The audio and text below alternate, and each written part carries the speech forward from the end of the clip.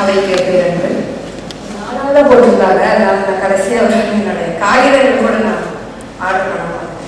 மகிழ்ச்சி. Critical revolutionaries மற்றும் அயோத்திதாசர் மாணவர் அமைப்பு நடத்தக்கூடிய பெருமாள் முருகன் ஐயா அவர்களுடைய புத்தக வெளியீட்டு அறிமுக விழாவிற்கும் கலந்துரையாடலுக்கும் வலியுறுத்தியுள்ள அனைவருக்கும் என்னுடைய வணக்கம் மற்றும் பேரன்பு. முதல்ல நன்றியை தெரிவிச்சுக்கிறேன் என்னை கூப்பிட்டதுக்கு. பெருமாள் முருகன் ஐயாவுடைய சந்தைக்கடை அப்படிங்கிற இந்த சிறுகதை தொகுப்பினை அறிமுகம் செய்தும் கலந்துரையாடுவதும் தான் என்னுடைய பணி அப்படின்னு நான் நினைக்கிறேன். இந்த சந்தைக்கடை அப்படிங்கிற சிறுகதை தொகுப்பு நான் 2 வாரத்துக்கு முன்னாடி என்னுடைய கைகளில் கிடைத்தாலும் ஒரு வாரத்துக்கு முன்னாடி தான் அந்த வாசிக்க ஆரம்பிக்கிறேன். 2 நாட்களுக்கு முன்னாடி என்னுடைய வாசிப்பு வந்துட்டு நிறைவேறுச்சு. இந்த சந்தைக்கடை அப்படிங்கிற இந்த சிறுகதை தொகுப்பில் இருக்கக்கூடிய 11 சிறுகதைகளை இரண்டு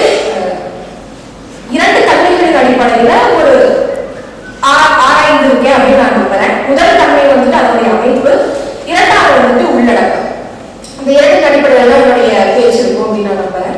முதல் விஷயம் என்ன நினைச்சு வந்தேன்னா, ரொம்ப அண்மையில வந்த சிறுகதை தொகுப்புகள் அப்படிங்கிற மாதிரி ஒரு ஸ்பாயிலர் ஆயிடக்கூடாது நம்ம பேச்சு, எந்த கதையையும் வெளிப்படுத்தி விடக்கூடாது அப்படிங்கிற முழுமையான எண்ணத்தோட இந்த கதையை அணுகியிருக்கேன். ஐயா தன்னுடைய முன்னுரையில சொல்லியிருக்காரு, இந்த விவரிப்புகள் வந்துட்டு குற்றங்கள் ஆகிடக்கூடாது அப்படிங்கிற நோக்கத்தோட நான் இந்த கதைகளை எழுதியிருக்கேன் அப்படின்னா, அதே மாதிரி ஸ்பாயிலர் ஆகக்கூடாதுங்கிற நோக்கத்தோட இந்த கதைகள் மீதான ஒரு என்னுடைய அவதானிப்புகளை வந்துட்டு இந்த உரையா இருக்கும்.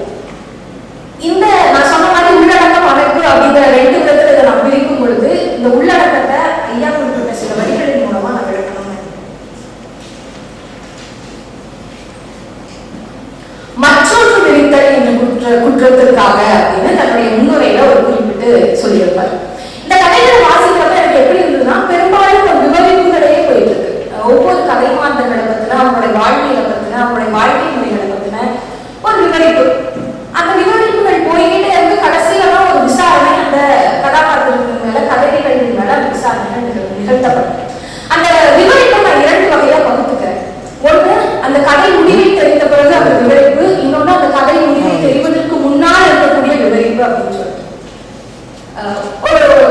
அந்த விவரிப்பு எப்படிப்பட்டதாக இருந்தது அப்படின்னு சொன்னா, ஒரு சிக்கலற்றதாக, மிக மிக அழகியதாக, நம்ம அன்றாட வாழ்க்கையில நாம கடந்து வரக்கூடிய ஒரு நிகழ்வுகளாக அந்த விவரிப்பு இருந்துச்சு. ரொம்ப அழகான ஒரு காதல் கதை. ஒரு காதலும் காதலையும் பேருந்துல பயணம் பண்ணிக்கிறாங்க.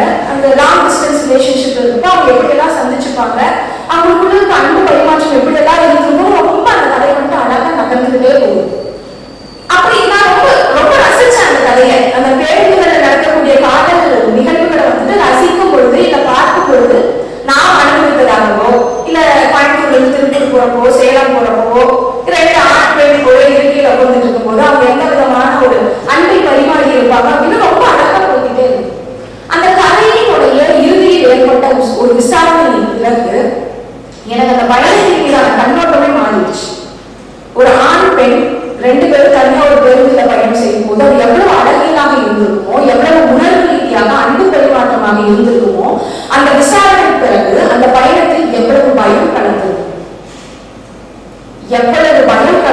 தன் அடையாளத்தை மறைத்துக் கொள்வதற்காக அந்த பயணங்களின் போது அவங்க என்னென்ன செஞ்சிருப்பாங்க, தன்னை யாரும் கண்டுபிடிச்சிடக்கூடாது, தனக்கு தெரிஞ்சவங்க யாரும் தன்னை பார்த்திருக்க கூடாதுன்றதுக்காக ஒவ்வொரு நொடியும் அந்த பயணம் எப்படி இருந்திருக்கும் அப்படின்னு நான் நினைச்சு பார்க்கும் பொழுது எனக்கு இந்த கதையினுடைய விசாரணைகளின் மீதுதான் பெரிய அந்த விசாரணைகள்ல இந்த விவரிப்புகளை வந்துட்டு நம்ம எந்த கண்ணோட்டத்துல பார்க்கிறோம் அப்படிங்கிறதே மாறுதோ அப்படின்னு எனக்கு தோணுச்சு. அப்படி பார்க்கும்பொழுது இந்த விசாரணை, இந்த விவரிப்புகள் என்ன பண்ணுது, ரொம்ப அழகானதாக, சிக்கலற்றதாக, முன்முடிவுகளை தரக்கூடியதாக இருந்துச்சு. ஒரு ஒல்லியா ரொம்ப சின்ன பையன், 21 வயசு பையனை வந்துட்டு நம்ம பார்க்கிறோம். ஆனா பார்க்கும்போது நமக்கு என்ன பார்க்கணும், எல்லாருக்கும் ஒரு முன்முடிவு ஏற்பட்டிருக்கு. எனக்கு இந்த அரங்கத்துக்கு வந்ததும் ஒரு முன்முடிவு ஏற்பட்டுச்சு. அது எப்படின்னு தெரியல. வயதுல மூத்தோர்கள் எல்லாம் ஒரு பக்கமாகவும், வயது இளையோர்கள் எல்லாம் ஆட்டோமேட்டிக்காகவும் இன்னொரு பக்கமும் வந்தாங்க. எனக்கு அதை பார்த்துமே அது இயல்பாக இது கல்லூரிகள் நடக்கும். ஆண்கள் இயல்பாக ஒரு பக்கமும், பெண்கள் இயல்பாக ஒரு பக்கமும் ஒப்புடுவாங்க. அப்படி ஒப்புனா அதுக்கு பின்னாடி நிறைய விஷயங்கள் நடக்குங்கிறதுக்காகவே அந்த இது நடக்கும். அதே மாதிரி இங்கே என்னாச்சு,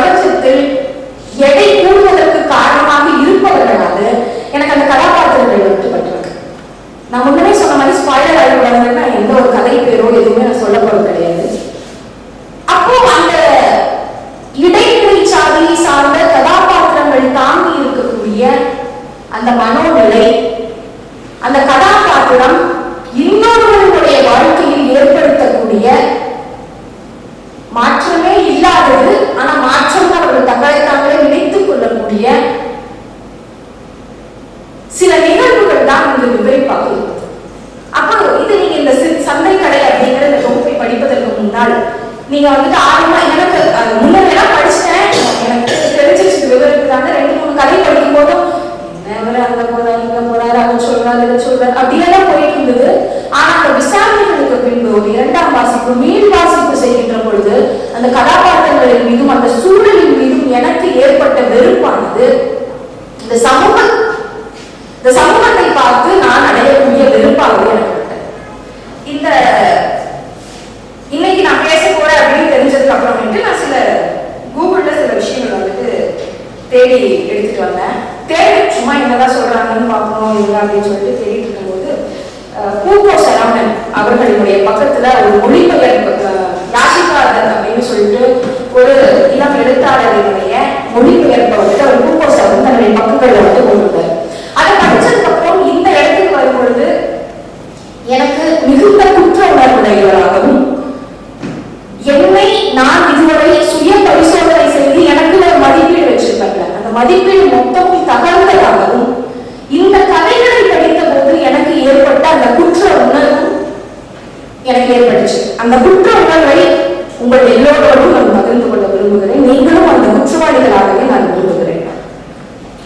உங்களுக்கு இருக்கும் வாய்ப்புகள் தலித்துகள் மீதான அடக்குமுறைகளை அங்கீகரிப்பது என்பதால் நீங்கள் யாருக்கும் எந்த அனுகூலமும் செய்யவில்லை. சாதி பற்றிய உரையாடலில் நீங்கள் பங்கெடுக்கிறீர்கள், அவ்வளவுதான். பொது நலனில் அக்கறையுள்ள தேசபக்தராக ஒரு குடிமகனாக இந்த வரலாற்றை தெரிந்து கொள்வது உங்கள் கடமை. நீங்கள் தலித்துகளோடு சாதி சார்ந்த உரையாடல் நிகழ்த்துவதால் மட்டுமே அவர்கள் உங்களுக்கு நன்றியோடு இருக்க வேண்டும் என்று எதிர்பார்க்காதீர்கள். சாதி பற்றிய சிக்கலான உரையாடலை புரிந்து கொள்வதால் நீங்கள் மேலானவர் என்று எண்ணுவதே சாதிய பார்வைதான். இந்த வரிகள் படித்த பிறகு எனக்கு இரவு முழுவதும் தூக்கமே வரல. ஏன்னா எனக்குள்ள ஒரு அவதானிப்பு, நாம வந்துட்டு இந்த சாதிய கலந்துரையாடல்கள் கலந்துக்கிறோம், நாம வந்துட்டு சாதி பார்க்கறது இல்லை, நம்ம எல்லாருக்குமே இயல்பா பழகிறோம், அதனால நம்ம பிற இடைநிலை சாதியை சேர்ந்தவர்களை விட நாம் மேலானவர் தான் அப்படிங்கிற ஒரு எண்ணமும் அவதானிப்பும் எனக்குள்ளாகவே இருந்துகிட்டு. அதெல்லாம் ஒண்ணுமே இல்லை. இந்த சமூகத்தில் நடக்கக்கூடிய குற்றங்களுக்கு தொடர்ந்து நீங்கள் ஆளாக்கி கொண்டேதான் இருக்கிறீர்கள் அப்படிங்கிறதுதான் இந்த கதைகள் எனக்கு மீண்டும் மீண்டும் இந்த சமூகம் எப்படிப்பட்டதாக இருக்குது. ஒரு 50 ஆண்டுகளுக்கு முன்னாடினா இந்த சாதியத்துக்கான தீர்வு, இந்த சாதிய விடுதலையில் என்னென்ன தீர்வு அப்படின்னு கேட்கும்போது இந்த சமூகம் 2 விஷயங்களும் முக்கியமாக முன்வைத்தது. ஒன்று கல்வி, இன்னொன்று பொருளாதாரம். கல்வி சுதந்திரத்தை அழைத்து விட்டால் சாதியத்திலிருந்து நம்ம விடுதலை பெற்றுவிடலாம்னு சொல்லிதான் படிக்க சொன்னாங்க.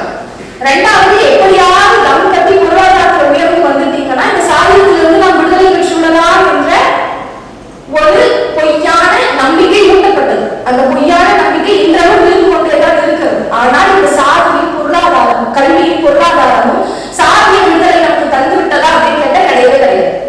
இன்னைக்கு நாம பார்க்கக்கூடிய சமூக நிகழ்வுகள்ல இருந்து நமக்கு என்ன தெரியுதுன்னா, சாதியும் பொருளாதாரம், கல்வியும் பொருளாதாரமும் சாதிய விடுதலை நமக்கு தராது.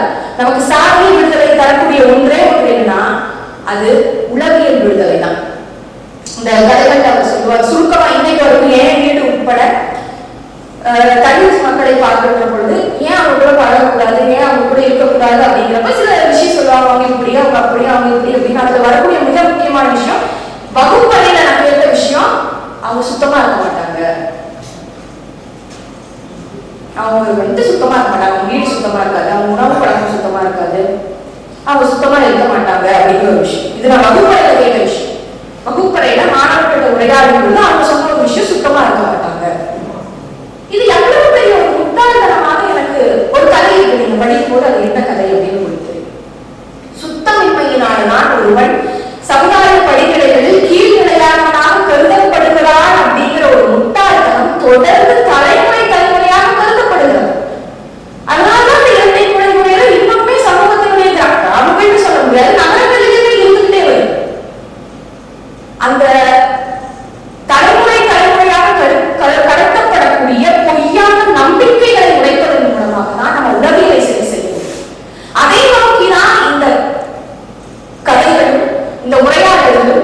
நிகழ்வுகளும் நகர வேண்டும் அப்படிங்கறது நான் நம்புறேன். அப்படிதான் இருக்கணும் அப்படிங்கிறது என்னுடைய நம்பிக்கை. ரெண்டாவது கல்வி. இந்த கல்வியை பற்றி வரும் பொழுது நான் அதை பெரிதும் நம்பினேன். கல்வி மாற்றங்களை உண்டாக்கும் அப்படிங்கிற பெரிய நம்பிக்கையோட தான் ஒரு ஆய்வு மாணவராக நான் என்னுடைய பயணத்தை தொடர்ந்தேன். ஆனால் பெருமாள் ஐயாவுடைய சந்தல்களை சிறுகதை தொகுப்புகளில் வரக்கூடிய கல்வி நிறுவனத்தில் பயிரக்கூடிய பணியாற்றக்கூடியவர்களுடைய மௌனம் தொடர்ந்து இந்த சாதியை கடத்தி கொண்டிருக்கிறது. அங்குதான் சாதி துளிர்த்து வளர்கிறது அப்படிங்கிறது எனக்கு அடையாளம். ஆகமான் சொல்வார், ஒரு வகுப்பறையை பகுத்தறிவு மிக்க வகுப்பறையாக மாற்றிவிட்டால் அடுத்து வரக்கூடிய 10 தலைமுறைகள் பகுத்தறிவுடைய தலைமுறைகளாக மாறும் அப்படின்னு சொல்லுவார். ஆனால் இன்னைக்கு கல்வி நிறுவனங்கள் சாதியத்தில் அல்லது அதிகாரத்தின் அடிப்படையில் கொண்டிருக்கின்ற மௌனம், பேராசிரியர்களுடைய மௌனம் அடுத்த தலைமுறைகளுக்கு சாதியத்தை கடத்தி கொண்டே செல்கிறது. ரொம்ப ரொம்ப சின்ன இளைஞர்கள் கண்ணுக்கே தெரியாது. ஏன்னா அவங்க ஒளிந்திருக்கிறது சமூகத்தினுடைய மிகப்பெரிய ஒரு பணி, பேராசிரியர் பணி, கல்வி நிறுவனம்னு சமூகத்தின் உயர் தளத்தில் இருக்கக்கூடிய ஒரு பொறுமைக்கு பின்னால் இருந்து கொண்டு இந்த சாதியத்தை மெல்ல மெல்ல இளையோடி கொண்டு அவர்கள் கடத்தி கொண்டே இருக்கிறார்.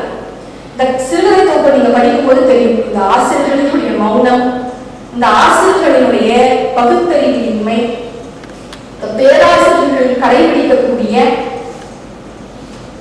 சாதிய மூட நம்பிக்கைகள் எவ்வளவு தூரம் மாணவர்களையும் சமூகத்தையும் பாதிக்கிறது அப்படிங்கிறத இந்த கதைகள் வெளிப்படுத்தும். பெரிதாக உரையாடல்களே இல்லை இந்த சிறுகதைகள்ல, விவரிப்புகள் தான். நான் சொன்ன மாதிரி ஒரு மனிதனுடைய வாழ்க்கை விவரிப்புகள் தான், ஒரு நிகழ்வினுடைய விவரிப்புகள் தான். அந்த மனிதனுடைய வாழ்க்கை விவரிப்புகளை பார்க்கும் பொழுது ரொம்ப இயல்பானதாக தோணும். எனக்கு தோன்றுச்சு. ஏன்னா நான் அப்படிப்பட்ட ஒரு சூழல்ல இருந்து வந்தங்காட்டி ரொம்ப இயல்பு, சொந்த வீடு, ஒரு நல்ல பிள்ளைகளுக்கு ஒரு நல்ல கல்வி, சொந்தக்காரங்களோட திருமண நிகழ்வுக்கு போயிட்டு வரக்கூடிய ரொம்ப இயல்பான ஒரு விவரிப்பு தான் அந்த விவரிப்பு. ஆனா என்னை நான் அல்லாது, என்னை போன்ற இடைநிலை சாதியில் அல்லாத ஒருத்தர் அந்த விவரிப்பு படிக்கின்ற பொழுது எனக்கு எப்படிப்பட்ட ஒரு உணர்வு தோன்றும் எனக்கு தெரியல. நான் மீண்டும் சொன்ன மாதிரி அந்த விசாரணைகளுக்கு பிறகு அந்த விவரிப்புகள் எனக்குள் பெரும் குற்றத்தை ஏற்படுத்தும்.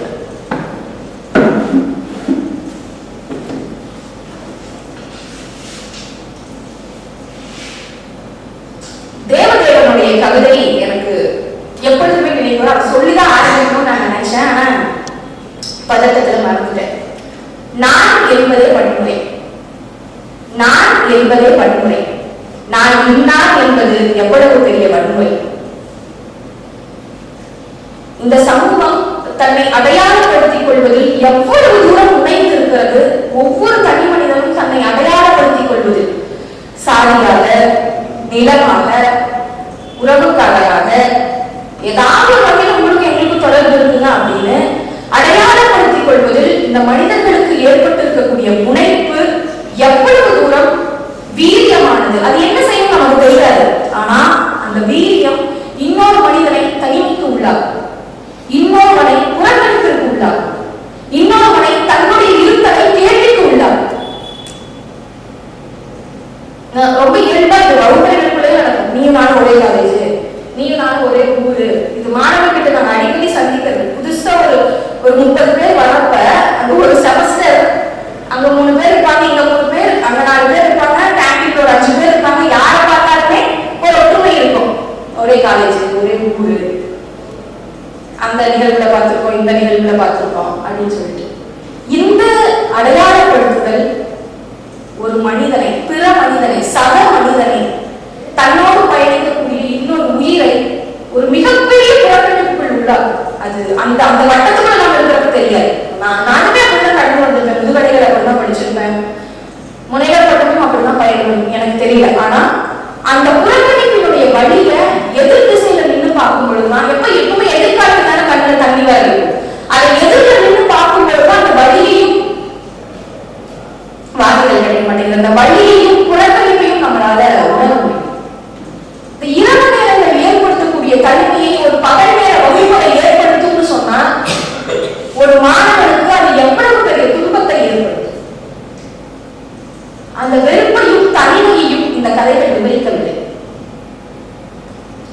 இந்த கதைகள் உங்களிடம் விட்டு செல்கின்றன. அந்த கதை, அந்த வெறுப்பு எப்படி இருக்கும், அந்த தனிமை எப்படி இருக்கும் அப்படிங்கிறத நம்ம கிட்ட விட்டுட்டுதான் இந்த கதைகள் நகரும். அது ஒவ்வொருத்தருடைய அவதாரத்துக்கு தகுந்த மாதிரி அந்த முடிவுகள் மாறலாம். ஆனால் அந்த மாறக்கூடிய முடிவுகளில் இருந்து இந்த சமூகம் பெறக்கூடிய விடை ஒன்று இருக்கு இல்லைங்களா? நம்ம அதை புரிஞ்சுக்கிறோமா, புரிஞ்சுக்கலையா அப்படிங்கிறது ஒன்று இருக்கு. நம்ம அதை அனுபவிச்சிருக்கோமா, அனுபவிக்கலையா அப்படிங்கிறது ஒன்று இருக்கு. இதன் மூலம் ஏற்படக்கூடிய மாற்றங்கள் இந்த சமூகத்துல அளப்பரியதாக ஒரு 25 வயது 26 வயது திருமணமாகாத ஒரு பெண் இங்க ஒரு விஷயத்தை சொல்லணும்னு நினைச்சிருக்கேன். என்னன்னா, 2 கதைகள், எனக்கு 2-3 கதைகள் இருக்கும். எனக்குள்ள ஒரு கேள்வியை ஏற்படுத்தினேன். என்னன்னா, இடைநிலை சாதியை சார்ந்த ஒரு பெண் ஒரு தலித் ஆணை திருமணம் செய்து கொண்டு அவருடைய இல்லத்திற்கு செல்கின்ற பொழுது அவருடைய வாழ்க்கை எப்படி இருக்கும்? 2வது, ஒரு தலித் பெண் இடைநிலை சாதியை சார்ந்த ஒரு ஆணை திருமணம் செய்து கொண்டு அவருடைய வீட்டிற்கு செல்கின்ற பொழுது அவருடைய வாழ்க்கை எப்படி? பெண்களுடைய வாழ்க்கை இப்படி சொல்லுவாங்க பட்டிமன்றத்திற்கெல்லாம், தீமு தீபி அப்படின்னு, திருமணத்திற்கு முன் திருமணத்திற்கு பின் அப்படின்னு. எனக்கு தெரிஞ்சு ஒரு இடைநிலை சாதியை சார்ந்த பெண் ஒரு தலித் ஆணை காதலித்து மனம் முடித்து சமூக சிக்கல் இருக்கும், நான் அதுக்குள்ள வரல, குடும்ப சிக்கல்களுக்குள்ள வர போகும் பொழுது அந்த பெண் மரியாதையை எதிர்கொள்வாள், அன்பை எதிர்கொள்வாள். இந்த பொண்ணு அவங்க வீட்டில் எப்படியெல்லாம் இருந்திருக்கும், நம்ம எப்படியெல்லாம் நடத்தணும் அப்படின்னு தான் ஒரு தலித் குடும்பம் நினைக்கும் நான் நினைக்கிறேன். இதுவே ஒரு தலித் பெண் இடைநிலை சாதி குடும்பத்திற்குள் செல்லும் பொழுது அவள் எதிர்கொள்ளுகின்ற அவமானம், அவள் எதிர்கொள்ளுகின்ற குடும்ப சிக்கல்கள், இந்த குடும்பத்தை படுத்துறத ரொம்ப காமெடியா போயிருக்கும். தீண்டாமை, நீ சமைச்சதை நான் சாப்பிடணுமா, அந்த தீண்டாமை, அந்த உள்ள வெறுப்பு, அந்த புறக்கணிப்பு, அந்த விடுவிப்பு இருக்கு இல்லைங்களா? அந்த வார்த்தைகளால சொல்லவே முடியாது. அதுக்கு ரொம்ப தைரியம் வேணும்.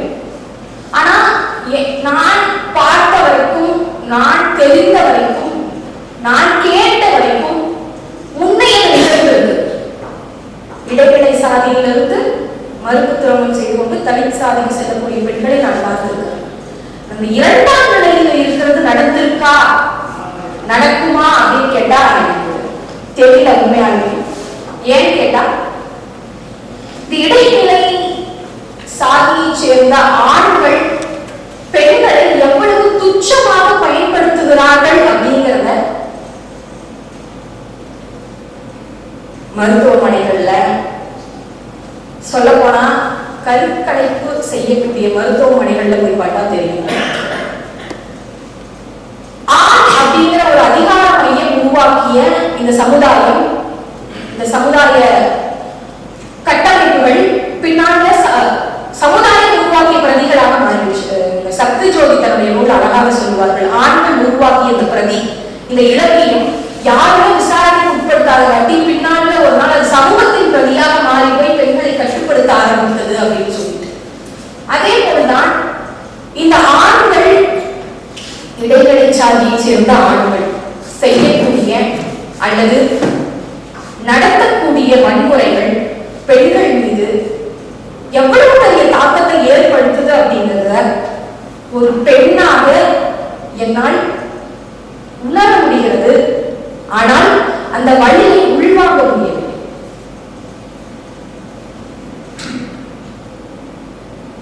சமூகத்திலேயே ஒடுக்கப்பட்டவர்கள் அப்படிங்கிற அந்த டேர்ம் இருக்கு இல்லையா, ஆங்கில தமிழ் டேர்ம் இருக்கு இல்லையா, ஒடுக்கப்பட்டவர்கள். ஒடுக்கப்பட்டவர்களிலும் ஒடுக்கப்பட்டவர்கள் யாருன்னு கேட்டா அந்த தலித் பெண்கள் தான். அவங்களுடைய ஆண் என்னும் அதிகாரத்தின் கீழாக, இடைநிலை சாதிகள் என்னும் அதிகாரத்தின் கீழாக, இடைநிலை சாதி பெண்கள் என்ற அதிகாரத்திற்கு கீழாக இந்த தலித் பெண்கள் அடையக்கூடிய சிக்கல்கள் அது புரிஞ்சுக்கவும் முடியாது. அந்த வார்த்தைகளால யாராவது ஒருத்தரால வெளிக்கொண்டு வர முடிஞ்சிருமா அப்படின்னு கேட்டா அந்த வாழ்க்கையை பிரதிபலிப்பது ரொம்ப கடினமானது நான் நினைக்கிறேன். சொல்லுவாங்க, இந்த எனக்கு தெரிஞ்சு அம்பேத்கர் உட்பட புற மன முறைகள் தான் இந்த சாதியத்தை ஒழிக்கும் அப்படிங்கிற ஸ்டேட்மெண்ட் ரொம்ப நாளாக இந்த சமூகத்தில் இருக்கு.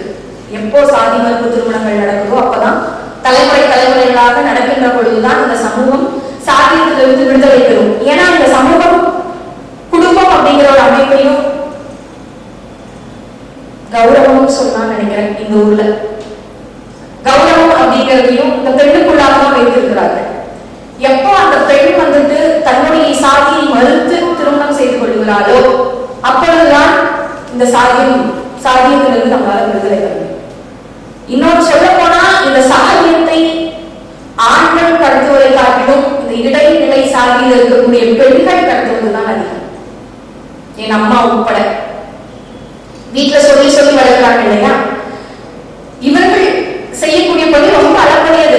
உண்மையில ஒரு கோயில் வைக்கிறப்ப, காலேஜ் கிளம்புறப்ப, தலை சீவி இருக்கிறப்ப ரொம்ப இயல்பா நடக்கும்.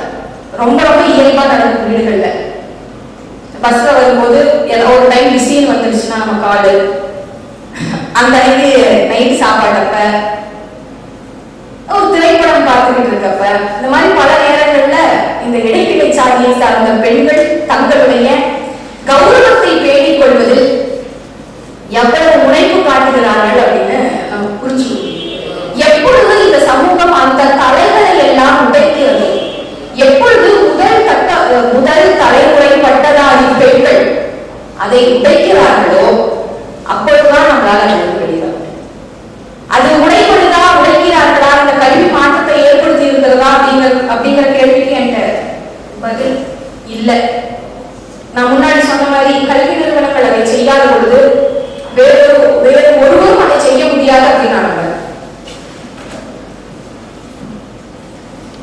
அடுத்ததாக இரண்டாவது முதல் அடக்குமுறை சாதி அடக்குமுறை, இரண்டாவதாக இருந்த அடக்குமுறை பெண்களுக்கு எதிரான அடக்குமுறை.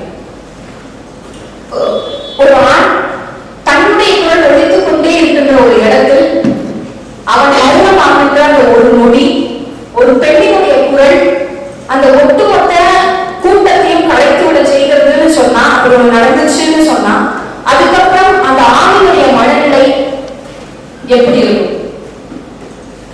நல்ல வெள்ளை வெட்டி வெள்ளை சட்டை துண்டு போட்டுட்டு போவாப்புல, காலையில எதிரிப்பாப்புல, காஃபி குடிப்பாப்புல, போவாரு வருவாரு. அப்படியே ஊர்ல எல்லாரும் பார்த்தா போட்டு துண்டு எடுத்து வீட்டுல கட்டிக்குவாங்க. தன் பிள்ளைகளை படிக்க வச்சாச்சு, திருமணம் செய்து கொடுத்தாச்சு, ஊர்ல 4 பேருக்கு கூட்டு பஞ்சாயத்து பண்ணக்கூடிய ஒரு வெள்ளை வேட்டி வெள்ளை சட்டைக்காரருக்கு தன்னுடைய மனைவி எந்த இடத்தில் இருக்க வேண்டும் என்று சொன்னால், காஃபி குடிக்கிறீங்களா, சாப்பிடுறீங்களா, லைட் ஆஃப் பண்ணுங்களா, அதோடு இருக்கின்ற பொழுது இந்த சமூகம் அந்த வெள்ளை வேட்டி சட்டைக்காரர் ஏற்றுக்கொள்வார். எப்போ அவரை மீறிய ஒரு வார்த்தையை அந்த பெண் பேசுகிறாளோ அப்பொழுதிலிருந்து எரிச்சலிப்புக்கு ஆளாகும், கணவனுடைய வெறுப்பிற்கு ஆளாகும், கணவனுடைய அருகாமை கிடைக்காமல் தவிப்பார். இதெல்லாம் பெண்ணுக்கு செய்யக்கூடிய டார்ச்சர் இந்த ஆண் சமூகம். என்ன மீறி ஒரு வார்த்தை பேசிட்டியா, 4 நாளுக்கு கிடையாது, நான் உன்னை பேச மாட்டேன், உங்களோட இருக்க மாட்டேன், உன்னை மட்டம் தட்டுவேன். இந்த அதிகாரம் அப்படிங்கிற ஒரு புள்ளி ஆணாகவும் பின் அந்த ஆண் சமூகமாகவும் அந்த சமூகம் பின் சாதியாகவும் விரைவடைகிறது. இந்த ஆண் செலுத்தக்கூடிய அல்லது சாதி என்ற பகுதியில் இந்த சமூகம் செலுத்தக்கூடிய அதிகாரத்தினுடைய மைய புள்ளி யாருக்கு இருக்குன்னா குடும்பத்தில் இருக்கக்கூடிய ஒரு ஆண். எனக்கு இந்த கதைகள் படிக்கும் பொழுது 12th ஸ்டாண்டர்ட்ல பாய்மனம் பிள்ளை அப்படின்னு ஒரு கதை எங்களுக்கு சிலபஸ்ல நாங்க 200 மார்க்கு எழுதுவோம். நான் ரொம்ப எவ்வளவு முன்னாடி படிச்சிருப்பேன்னு பார்த்துருக்கோம் 12வது. பாய்மன்னன் பிள்ளை அப்ப வந்துட்டு இந்த கல்வி சோலை அப்புறம் நாமக்கல் இருக்கக்கூடிய பள்ளிகள்ல இருந்து மெட்டீரியல் எல்லாம் வரும் எங்களுக்கு. துணைப்பாடமே இப்படிதான் எழுதணும், குறிப்பு சட்டம் முன்னுரை போட்டு பாய்மன்னன் பிள்ளை, வீட்டில் புலி வெளியில் எலி, அதை வந்து கருப்பு பேனால் எழுதி பாக்ஸ் போட்டா டிக் போட்டு ஒரு மார்க் தருவாங்க. அப்பதான் நான் வந்து அதை வந்துட்டு வீட்டில் எலி வெளியில் புளிய போட்டு எழுதி பாய்மன்னன் பிள்ளை மாடுவாங்கன்னா நான் பண்டாட்டிட்டு பயங்கரமா எழுதிட்டு இருந்தேன். தேவரச்சனுக்கு தெரியும். அதுக்கப்புறம் அந்த பால்வண்ணம் பிள்ளையின் மீது ஒரு மீள் வாசிப்பு செய்து ஒரு விவாதத்தை நாங்கள் நிகழ்த்துகிற பொழுது எவ்வளவு பெரிய அடிமைத்தனத்தை, அடக்குமுறையை அந்த பால்வண்ணம் பிள்ளை கதையில் புதுமைப்பித்தன் பேச நினைத்திருக்கிறார் அப்படின்னு எனக்கு புரிஞ்சுக்கிறதுக்கு 10 வருஷம் ஆயிடுச்சு. இன்னமும் அந்த கதையை சிலபஸ்ல வச்சு சொல்லி கொடுத்தாங்கன்னா புள்ளி புள்ளி அந்த மாதிரி எனக்கு தெரியல. அந்த கதையினுடைய சார்ந்த என்ன, பால்வண்ணம் பிள்ளை இருப்பாரு, அவர் மேப் தேடுவாரு, வீட்டுக்கு வருவாரு, மாடு கண்ணு இருக்கும் வித்துருவாங்க. முடிவுரை, தன் மனைவியினுடைய சொல் கேட்காமல் பால்வண்ணம் பிள்ளை மாட்டை விட்டு விட்டார். இதனால் பொருளாதார நட்டம் ஏற்பட்டது. 75 ரூபாய் மாட்டு 25 ரூபாய், இதுதான் சொல்லிக் கொடுக்கப்பட்டது. ஆனா கதையிலிருந்து சொல்லிக் கொடுக்கப்பட வேண்டியது அதுதானா அப்படிங்கிற கேள்விதான் எனக்கு எழுது. அப்படி பார்க்கின்ற பொழுது பெருமாள் முருகன் ஐயாவுடைய சந்தை கடை அப்படிங்கிற இந்த சிறுகதை தொகுப்பில் முதல் விஷயம் உங்களிடமே விட்டு விடுகிறார். எனக்கு அப்படி தோணுச்சு. என்னிடமே விட்டு விட்டார், பின்னால் என்ன நடக்கும் அதை பத்தி நான் என்ன யோசிக்க வேண்டும் என்று. இரண்டாவது விஷயம், எனக்கு போர்வை அப்படிங்கிற ஒரு சிறுகதை தான் என்னை நிக்க வச்சது. ஒரு நாள் முழுக்க அடுத்த பக்கத்துக்கு நகர விடாம. அது பெஸ்டா அப்படின்னு நீங்க படிச்சு பார்த்து முடிவு பண்ணிக்கோங்க. அந்த ஒரு சிறுகதை நான் நின்னேன் ரொம்ப நேரம், என்னால கடந்து போக முடியாம நான் நின்னேன். எனக்கு என்ன தோணுச்சுன்னா, இன்னும் இந்த சமூகத்தில் இருக்கக்கூடிய அழுக்குகளை துடைத்து எறியக்கூடிய, இல்ல துடைத்து எறியக்கூடிய வேண்டாம், அடையாளப்படுத்தக்கூடிய பணியை மேற்கொள்ளக்கூடிய ஒரு எழுத்தாளராக தன்னை நிலைநிறுத்திக் கொண்ட பெருமாள் முருகன் ஐயாவுடைய எழுத்துக்களில் நான் பிற படைப்புகளை படிச்சிருக்கேன். வயதாகின்ற காரணத்தாலும் தெரியல, காக்கிற தன்மை குறைந்து விட்டதோ அப்படின்னு எனக்கு ஒரு சங்கடம். இன்னமே நான் முன்னாடி படிச்சிருக்கேன். அவரோட பிற படைப்புகளை நான் இளங்கலையிலிருந்து படித்திருக்கேன். என்னோட பேராசிரியர்கள் அறிமுகப்படுத்தி இருக்காங்க. போர்வைங்கிற ஒரு சிறுகதை என்னை நிற்க வைத்ததை போன்று இந்த 11 சிறுகதைகளும் என்னை நிற்க வைத்திருக்க வேண்டும்ங்கிறத நான் அவருடைய எழுதிலிருந்து எதிர்பார்த்தது. சரியா தப்பா நான் சொன்னாங்கன்னு தெரியல, பட் சொல்லக்கூடிய எல்லா உரிமையும் எனக்கு இருக்குன்னு நினைக்கிறேன். ஏன்னா நான் ஒரு ரசிகை வாசகர், அப்ப அந்த உரிமையை நான் எடுத்துக்கலாம் அப்படின்னு நான் நினைக்கிறேன். ஆனாலும் காத்திர தன்மை குறைந்திருந்தாலும், ஆனா எனக்கு என்ன படிக்கும்போது எல்லாத்துக்கும் ஊசி குத்துற மாதிரி இருந்தா சந்தோஷமா இருக்கு, ஒரு சிலருக்கு மட்டும்தான் ஊசி குத்துற மாதிரி இருக்கும். அதுதான் எனக்கு மற்றபடி மகிழ்ச்சி. ரொம்ப கம்மியா ஊசி குத்திடுச்சோ, இன்னும் கொஞ்சம் எனக்கு வலிச்சிருந்தா எனக்கு இன்னும் மகிழ்ச்சியா இருக்கு. ஏன்னா நான் எதிர்பார்க்கறதுக்காக எனக்கு வலிக்கணும், எனக்கு அந்த குற்ற உணர்வு வரும். என்னுடைய சொல்லலாம், என்னுடைய பிறப்பின் மீது எனக்கு அதிகாரம் இல்லை, அந்த பிறப்பின் நடத்தையின் மீது எனக்கு அதிகாரம் இருக்கு, இந்த வாழ்க்கையின் மீது எனக்கு அதிகாரம் இருக்கு. அந்த நிச்சயம் இந்த 11 சிறுகதைகளும் ஏதாவது ஒரு கதை ஒரு குத்தும் வலிக்கும். நான் இந்த பேசுறதுக்கு முன்னாடி என்னோட ஒரு வார்த்தை சொல்லி அனுப்பிச்சாங்க, வெள்ளும் சொல்லல கொள்ளும் சொல் அந்த சமூகத்தை திருத்தும். ஒவ்வொரு சொல்லும் ஒருத்தனை எப்ப கொள்ளுதோ அப்ப ஒவ்வொரு தனி மனிதனும் திருந்துவான். ஒவ்வொரு செயலோடு முடிக்க நினைக்கிறேன். இந்த சந்தை கடை சிறுகதை புத்தகங்கள்ல எல்லாருமே கண்டிப்பா வாசிக்கணும். இந்த முதல் தலைமுறை பட்டதாரிகளாக இருக்கக்கூடிய தலித் இளைஞர்கள் சந்திக்கக்கூடிய சிக்கல்கள், அவர்கள் இன்னும் விடுபடாத சாத்தியத்தை இந்த சந்தை கடை பேசுகிறது. நான் என்பதை வன்முறை, நான் இன்னார் என்பது எவ்வளவு பெரிய வன்முறை. ஜெய்பீம்.